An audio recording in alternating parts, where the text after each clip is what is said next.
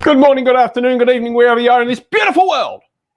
Okay. I'm awake. All right. Well, it's bright and early for some people. It is bright and early for some people.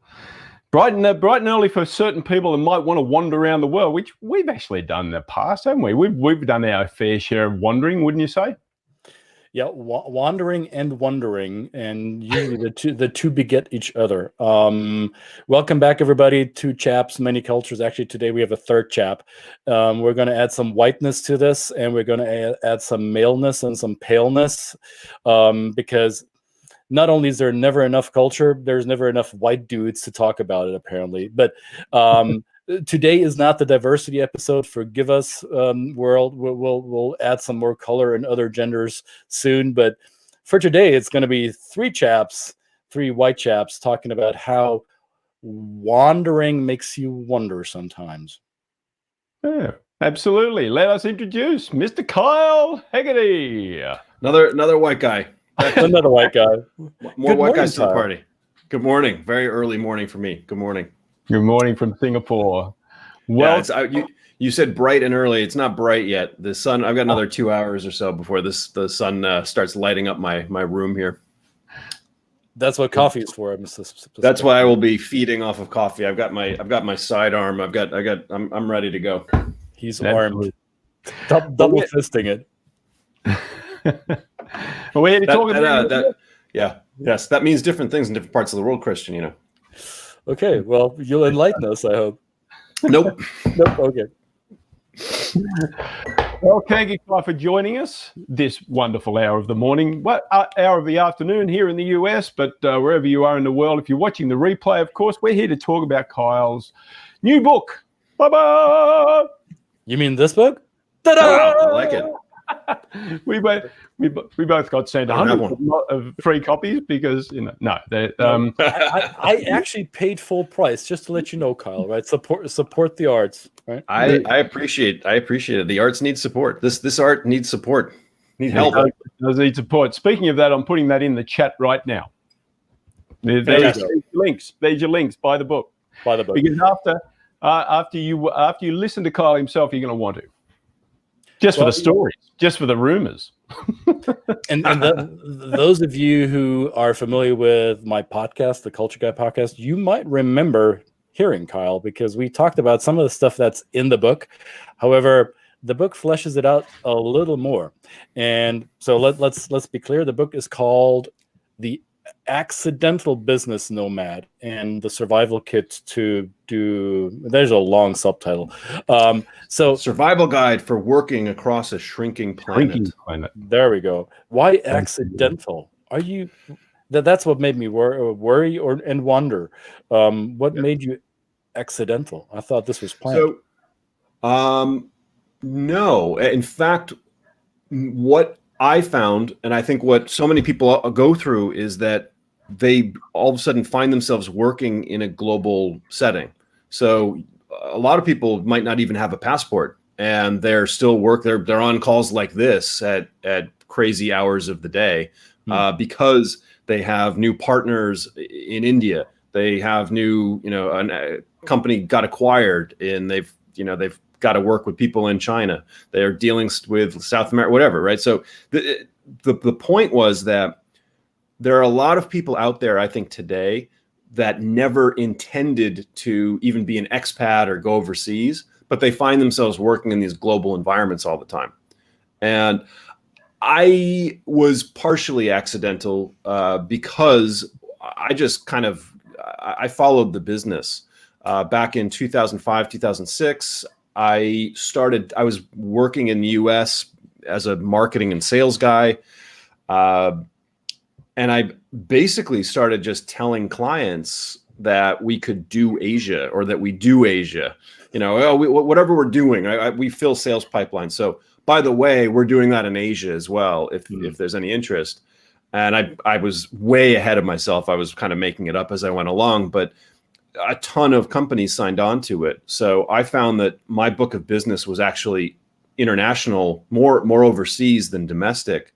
Was that accidental? I mean, look, I kind of started it, but when you follow the business, if you're a small company and you follow just wherever the business takes you, it could very quickly go overseas. So I've just found that there's a lot of people that are accidentally working globally, and it was very deliberate because, you know, as you both know, this world of cross-cultural communication, of cross-cultural studies, there's a ton of books out there. There's a ton of stuff. There's a ton of data, and as you also know, a lot of these books kind of suck. They're actually really good, Yes, but they're really hard to get through. I came across, I started reading these things years ago, and I'm like, I love this, but it's like, it took me, 10 minutes to get through a page because of all the acronyms, all the behavioral psychology phrases. And I'm not, that's not my background. I'm not an academic. I've got stuff to do. So was there an opportunity to say, look, here's how we can boil this stuff down, hopefully not to dumb it down, but boil it down into ways that can be more easily digestible for people that are not going to spend the time to wade through some of this stuff where they're, look, I mean, oftentimes you get people that are deliberately using big words because they're really talking to their colleagues in the industry rather than the actual audience. So that I was trying to get away from that. That's right. I wholeheartedly embrace that, and there's a few books out there in our field that would say go down that same trail, which is still a very narrow and overgrown trail that we're whacking our machetes through, because there's like you, I would not describe myself as an academic. I've been to a university, I've seen academia from the inside, but that's not what drives the work that I do. And I have almost a visceral reaction to this ivory tower speak when it comes to cultural comparisons. Sure, the pioneers in the field, they did great work, and we rest and we stand upon their shoulders to a certain degree, and I will not deny that at all. However, there's limits to how much academia is applicable in our work as we work with our clients. So kudos to you for not dumbing it down, but to simplifying it in a way that is accessible. And then the counter is that, okay, because oftentimes a business book will be written in a way that'll say, all right, here's the theory, here is and then here's how we would apply this, here's the example, and the example is like completely fabricated. Brett Parry was a project manager who moved to Japan, and then he did this thing and it didn't work, and then he applied this data and it worked perfectly. Like, bullshit. I don't know if we're allowed to swear on this, but you just did, which is, yes, you are. So it's just like you read this stuff and you're like, this is clearly written by somebody who just made this story up. So I thought I'd reverse it. I'd say, okay, here's some real characters. Let's see what happens to them out in this weird global working world. And now, if the cross-cultural, if the data out there, if the research out there helps explain it, then let's see. And in some cases, let's do what's advised. Right. And in some cases, it doesn't work. Yeah. Right. And, it's complicated. I stood in a pool a couple of months ago. This was kind of it was a workation. And I read a book that is probably fairly well known in our industry. And I'm not going to name it because I hated it. I reread it. It's I don't know how many 100 pages, by a very well-established name in the cross-cultural world. And I took time to reread it because I wanted to get some new ideas for training concepts and maybe for some coaching engagements. And I read through it, and there was probably a dozen occasions during the book where I thought, holy crap, who made this stuff up? This is nonsense. I've been in these very situations of what you're trying to tell your readers is bogus. Don't do this. So I was almost compelled to write a blog and rip this book to shreds. But I don't want to send out negative energy. I just took the lesson. Yeah, it's tough, right? It's so easy to like, a lot of the characters that I'm writing about are not necessarily good guys. Right. I'm not out here to name and shame companies that are making these mistakes. But because everybody's doing it, everybody's guilty of this stuff. So you're right. I mean, I think it's a good discussion to have, though, about, honestly applying some of this stuff. I've had, there were a couple of professors, and again, I won't name, what I like to do is take people out for drinks and get the real story. After the stories change after a couple drinks, and there have been multiple professors, and just, I'm not going after academics, but people that write in this field, and I've been told that they come up with their theories and then they just write it as truth. So in other words, they come up with this stuff sitting at their desk. They've not applied it. That's a dangerous way to create. It's a dangerous path. Axioms. Yep. So I'm gonna throw a few. You've got to remember it, haven't you? You've got to remember what you're talking about. That's the thing. You've got to remember what you've made. You got to remember your stories. You've got to remember your stories. I think which means that good liars have great memories. Yeah, absolutely. I mean, I think with the work that I do, why I enjoy the work I do so much is that I get to hear the stories of the people. So we get to hear these stories, right? And they tell us in the training room, and if we get a chance to go out and have a couple of drinks with them, that's great too. But your story, I mean, I think you talked about there's that play between accidental and intentional.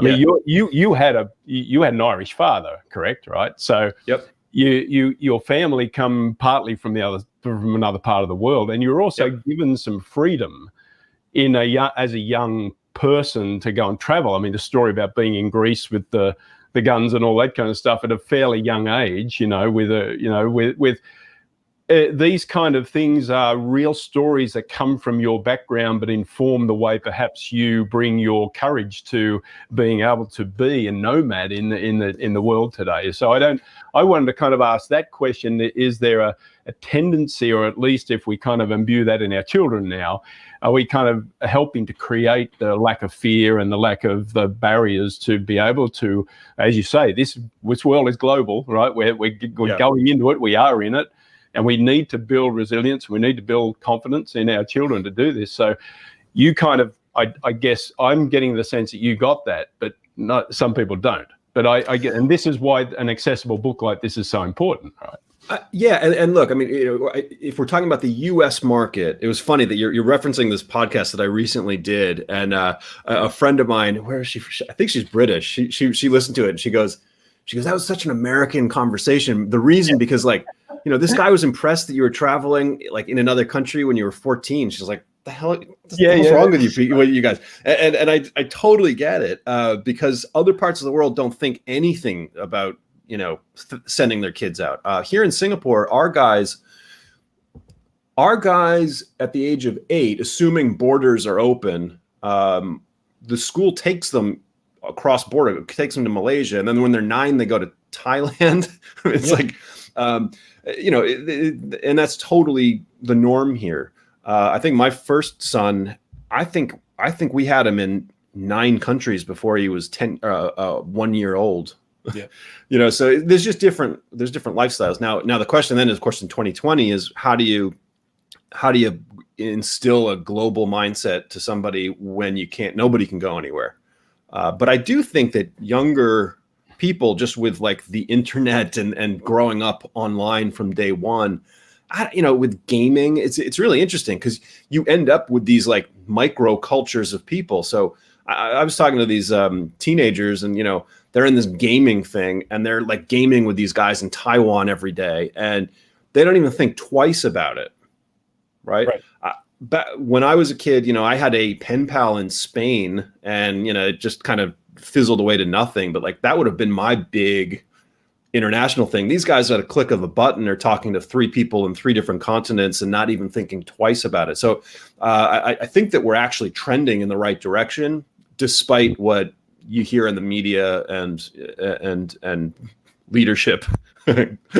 Yeah, I think this whole talk or rhetoric about globalization and its dangers, and we're going to end it, that is some wishful thinking by narrow-minded people, because the reality is long past us. I think what you're describing is us Gen Xers talking about our childhood memories of interacting with other languages, other cultures, whereas the reality for the Generation Z right now, or Generation Z for those of you who don't speak American English, for them this has become second nature, whether they're physically there or not. The willingness to engage is much higher, or the threshold seemed to be a lot lower because of technological advancement. Yeah. Nevertheless, I think the danger therein is assuming that because we can do it easily via technology is also going to remove the cross-cultural barriers the same way, and that's not happening, right? So it still takes an educated approach to this, wouldn't you agree? I 100%. I have this line, which is that technology has communications technology has increased, by multiples, but communication, we'd be lucky if we flatlined. Right. Actual community. And I think that companies are always guilty of thinking it's the technology will solve our problems here. We have crystal clear. This is a very clear conversation, but it has nothing to do with the actual conversation going on. How do you build rapport? How do you make sure that your message is being clear? And in fact, as it becomes easier to talk around the planet, more of these issues and these headaches and these expensive mistakes pop up, especially in the business world, which is all of our area of focus. I want to whet people's appetite a little bit by throwing a few punchlines at you, a few your trigger words, and I want to give you like 3 sentences each to get people to read the book. If I say the 2 words "slapdragon," what would your response be?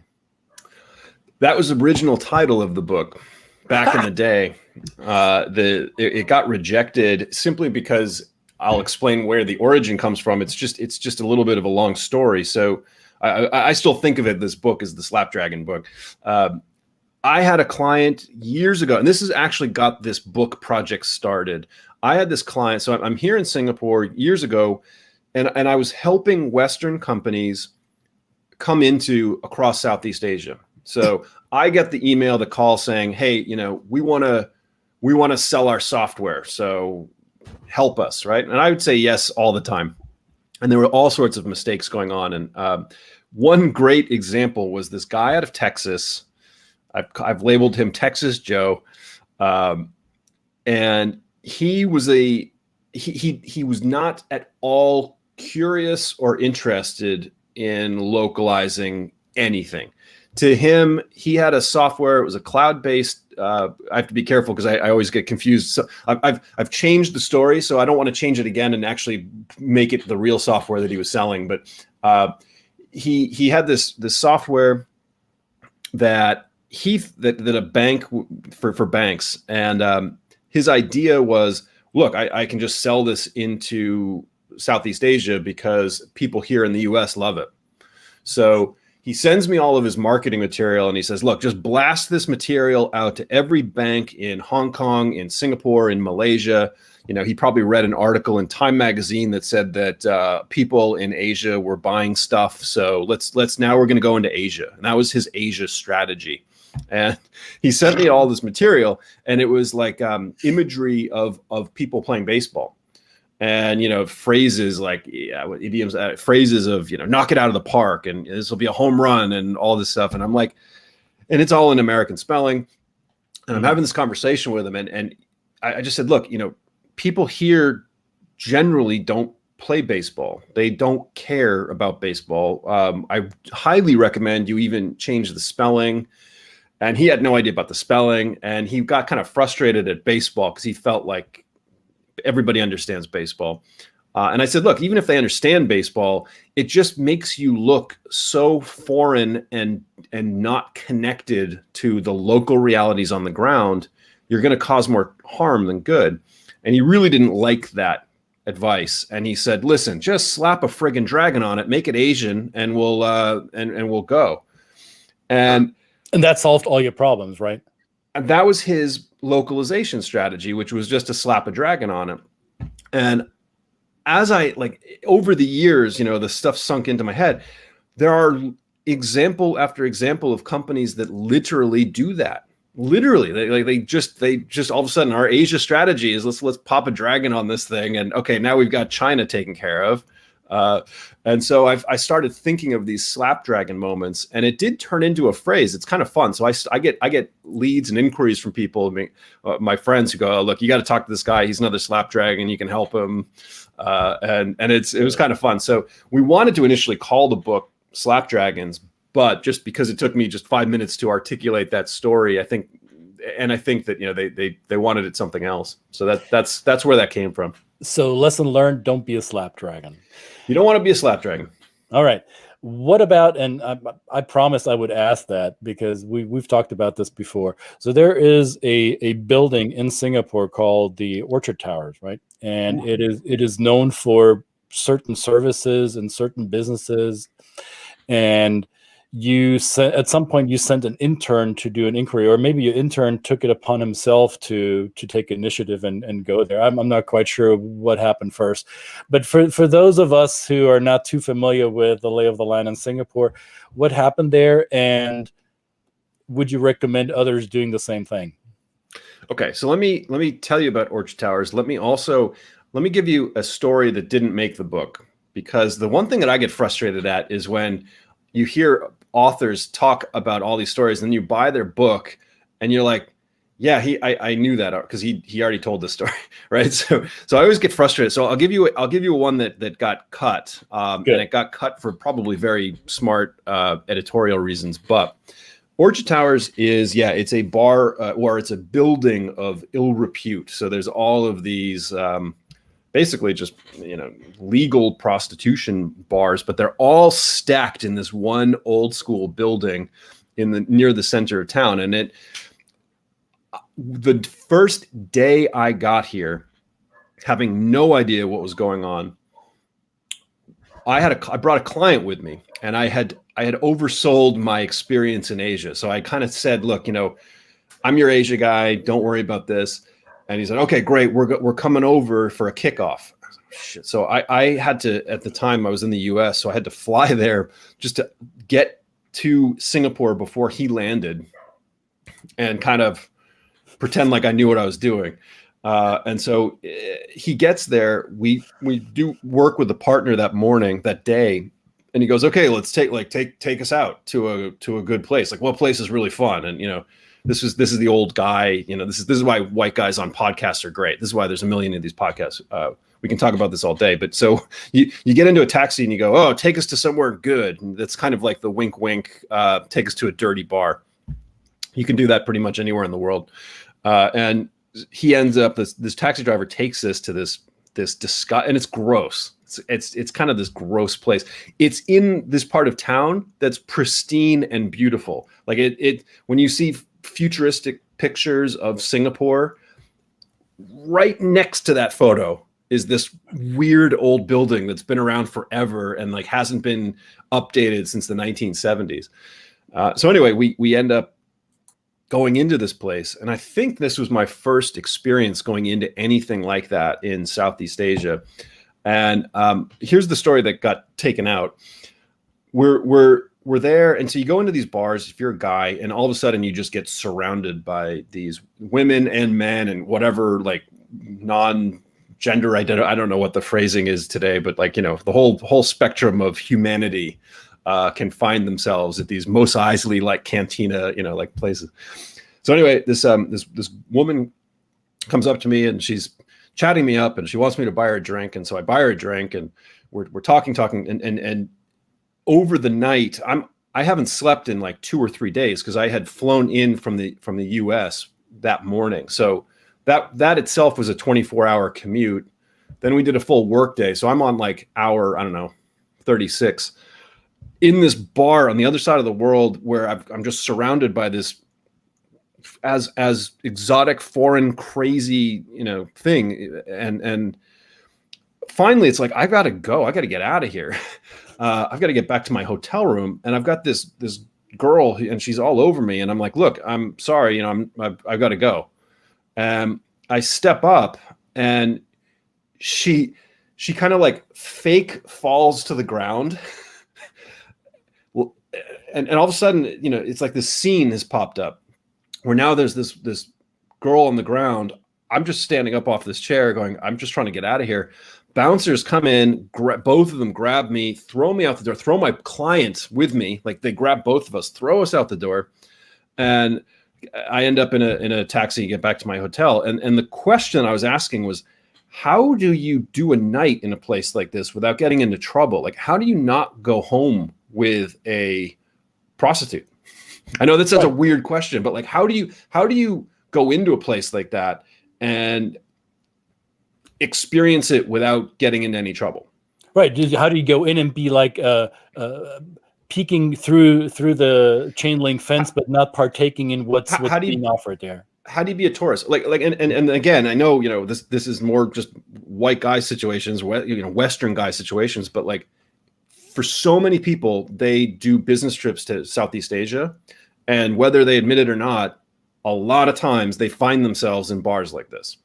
So the question is, and there's a, it's not a formula, but there's a way to actually go through that experience by peeping through the fence, by not getting into any trouble. Not only that, but there's also a way to have some really interesting conversations. But who's going to talk about that?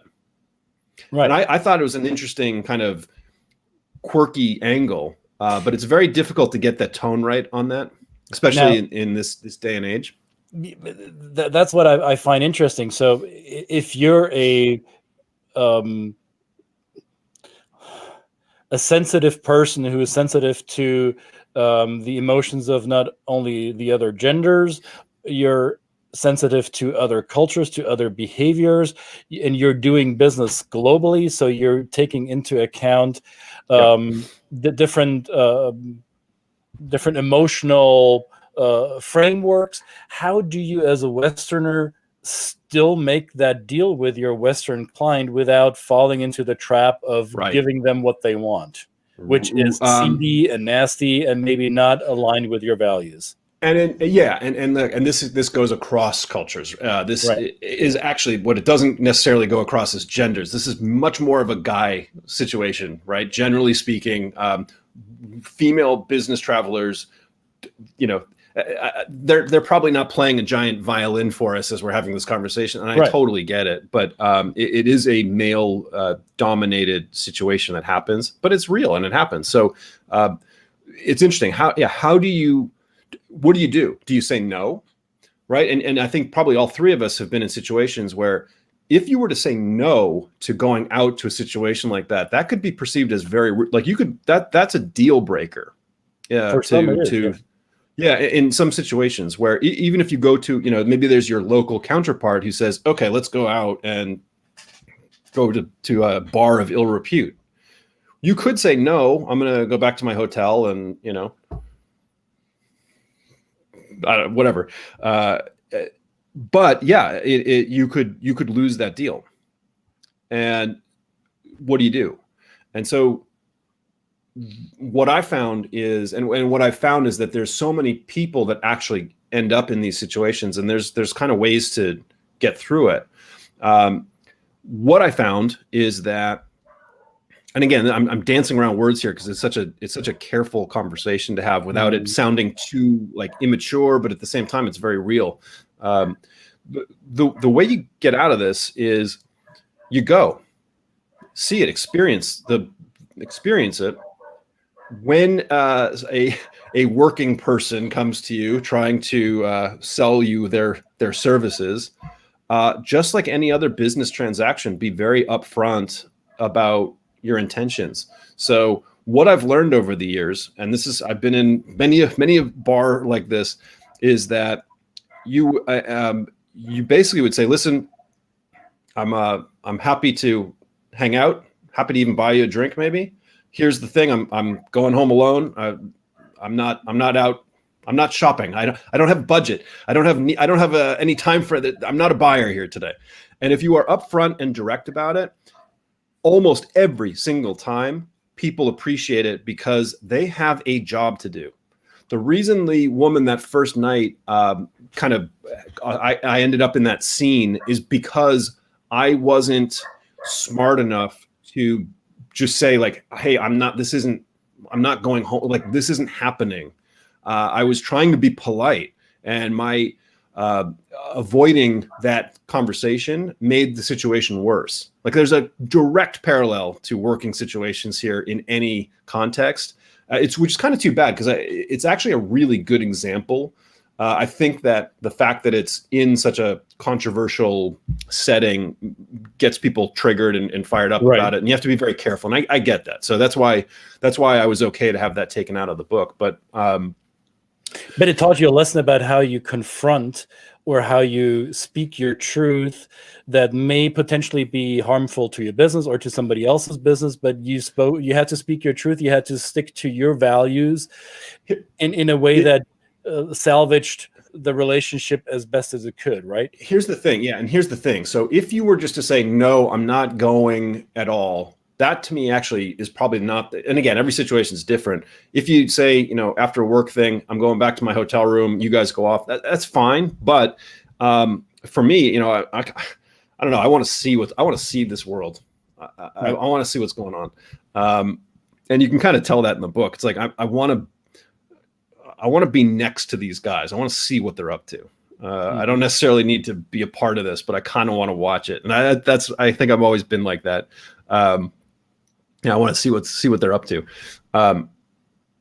So I think that when you have a smart upfront conversation with somebody, it takes away any of the pressure from now I'm talking about sales now. It takes away any of the buying pressure, and it enables you to have actually real conversations.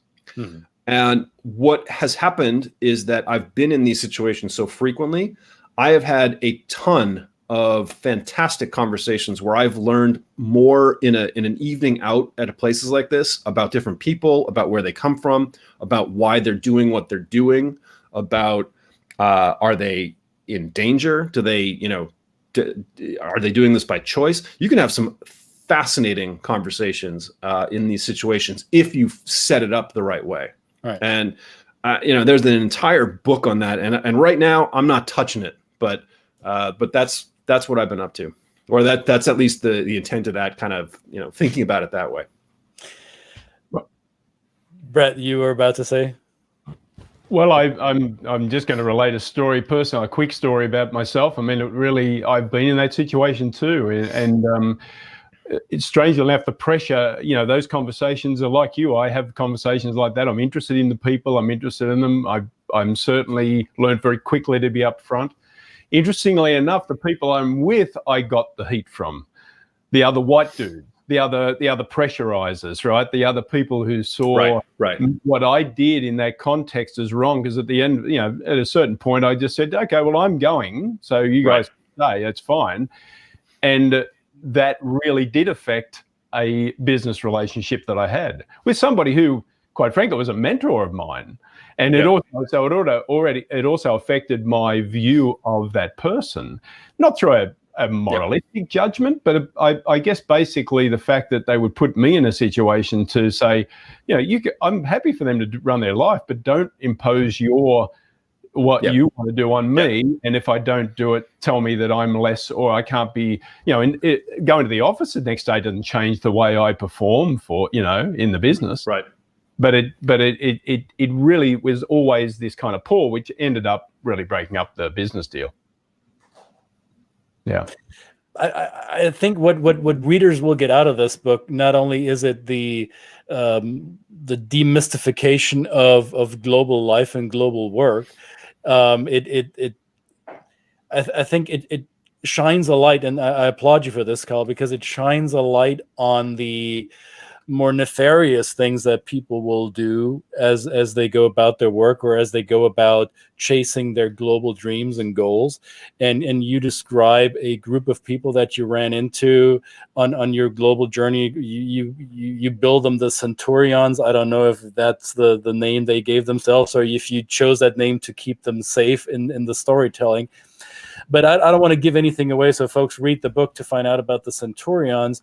But it is a group of mostly male business people who seem to be quite scrupulous, or is that the word? They are uninhibited, and do things that would go against corporate governance standards here in the West, and that go probably against the so-called common sense, which isn't all that common after all.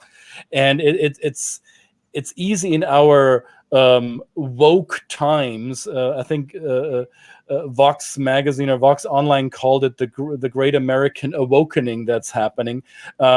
Yes, we're all woke to a certain degree. However, that doesn't change the fact that there are still things going on around the world that do not fit into our oh so woke narrative that we like to tell ourselves, especially in liberal circles, right?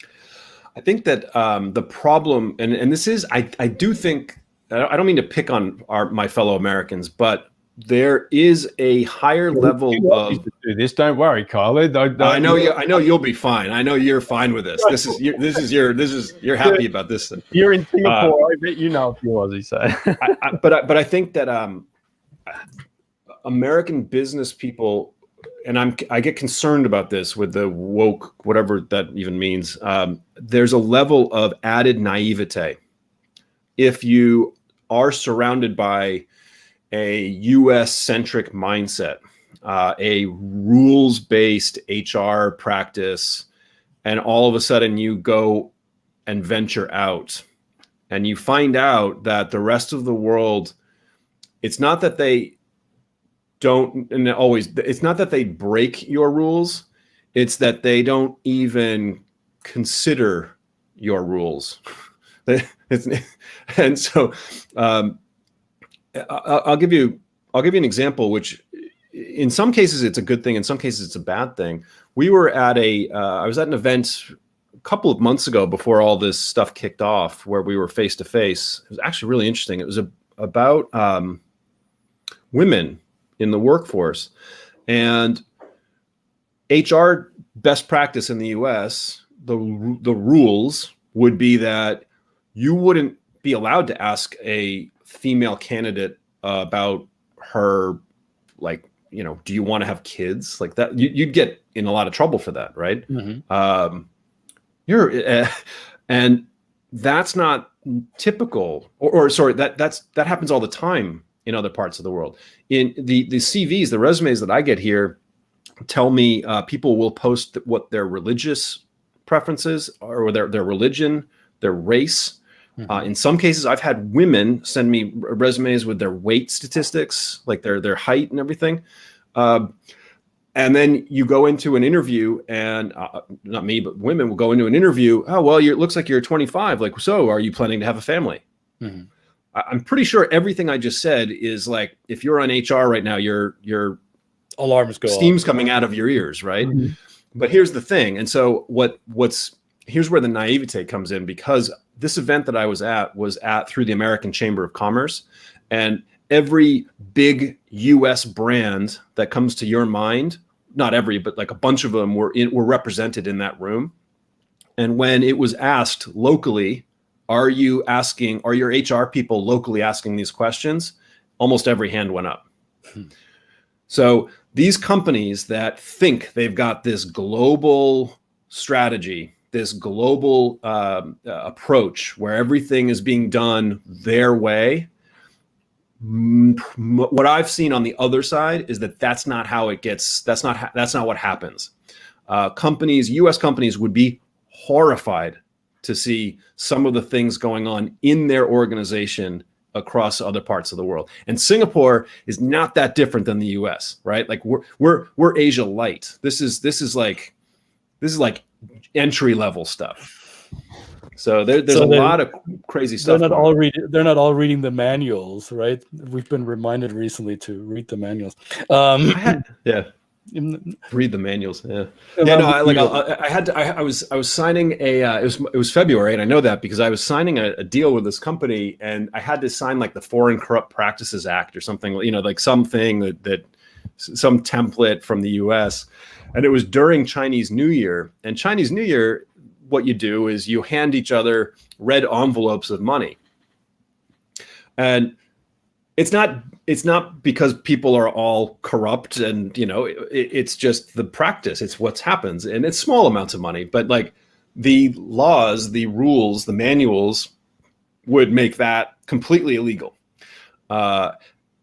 Years ago, big US company, I put on an event for them, and we did an event in Malaysia. During the event, we handed out memory sticks, which is a stupid idea anyway, but for a lot of reasons. But we had, you know, branded memory sticks as a gift, and it was decided that the memory stick cost us like $23 US per stick or something. And someone last minute in the US said, well, wait a minute, if we are not allowed to give anything to anybody who is partially involved in a government organization, because that goes against the Anti-Foreign Corrupt Practices Act. Now, a couple of days before, the exchange rate suggested that it was under the limit of, so it was okay. But today it was not, because the exchange rate changed, and now all of a sudden this thing is worth over $20, which puts them in compliance issues.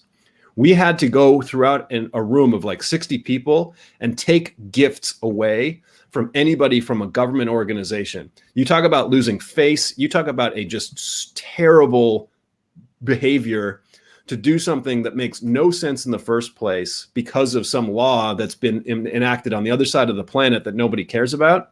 You know, you want to make yourself look like you are able to solve local business problems. You've ruined the entire thing.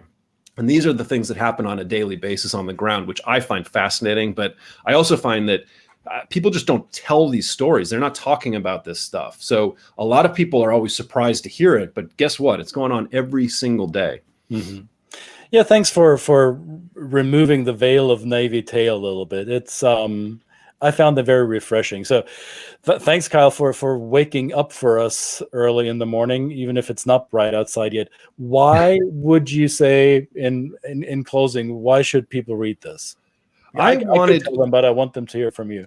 I kind of wanted to trick people into learning stuff. In other words, I wanted to actually give like an entertaining story that you could read, even if you don't really care about doing business or being an expat or any of this stuff. Like I was hoping that, and I've got some positive feedback from people who, honestly, they're not overly curious about what's going on outside of, in this case, the United States. Hey, that's fine. That's your own choice. But they still read the whole thing and they enjoyed it. That makes me happy, because they actually have, and then they'll say, oh, you know, like there's these, you kind of get some seeds going and you get them starting to think about it. So I think that it has some, I tried to make it as fun and enjoyable a read as possible that just kind of sneaks in some lessons throughout the journey. Right. That's why I did it. Isn't that exactly why we do this thing? That is exactly right. That is exactly right. There we go. That is exactly right. Well, we had our Brady Bunch moment there. That's right.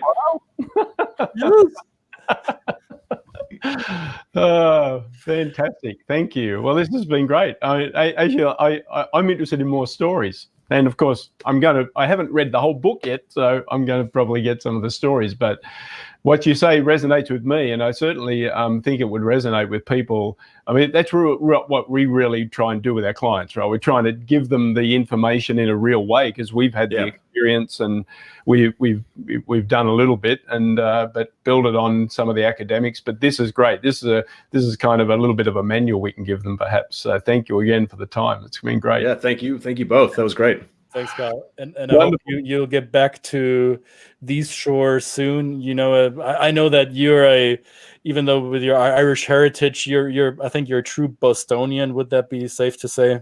Yeah. Safe to say. I'm trying to get back. I wanted to be up there, but yeah, we're not yet. So hopefully sooner rather than later. Summer lobster roll eating. You know, it was funny. I was thinking about you because we almost got to meet face to face a couple of years ago.